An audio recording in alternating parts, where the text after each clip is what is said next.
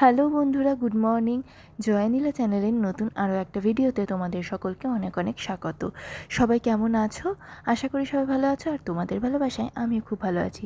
তো দেখো, আজকে সকাল সকাল চলে যাচ্ছি হলো ডাক্তারের কাছে নাম লেখাতে। কারণ তোমাদেরকে তো এর আগে ভিডিওতেই বলেছিলাম যে পুচকির প্রায় 1 মাস হয়ে গেল, 1 মাস ধরে এই পেট খারাপ লেগেই আছে।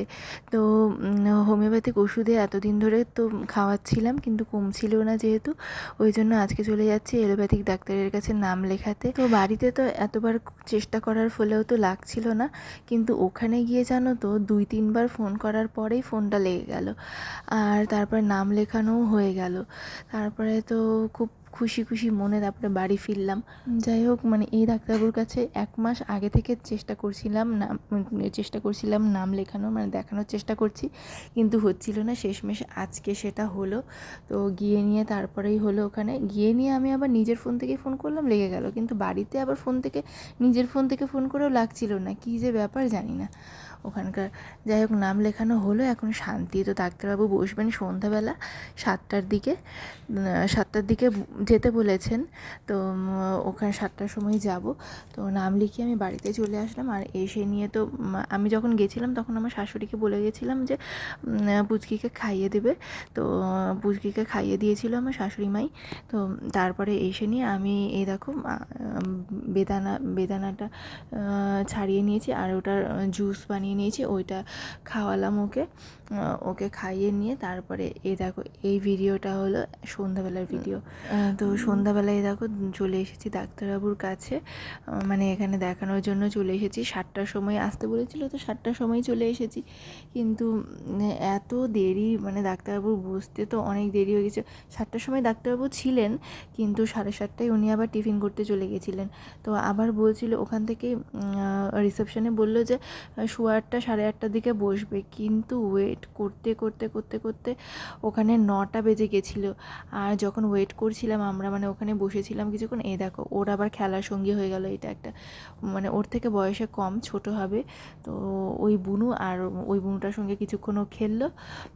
আর এখানে আরও একটা ছেলে, এটা ওর ভাই হবে, পুচকির ভাই হবে, মানে ছোট আছে এই বাচ্চাটাও।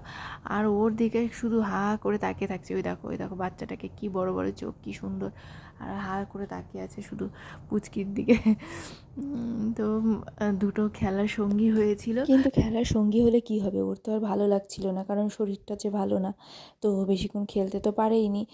আর তারপরে ডাক্তারবাবু তো অনেক দেরি করে এসেছিলেন, 9টার দিকে বসেছিলেন ডাক্তারবাবু। তারপরে তো আমাদের তাড়াতাড়ি হয়ে গেছিলো, মানে বসার 3জন পরেই আমি লাইন পেয়ে গেছি, 3জনের পরেই আমার নাম ছিল। তো তারপরে তো দেখিয়ে টেখিয়ে আসলাম, এসে নিয়ে তো খেয়ে নিয়ে বাড়িতে আবার কারেন্ট চলে গেল, মানে অনেক সমস্যা।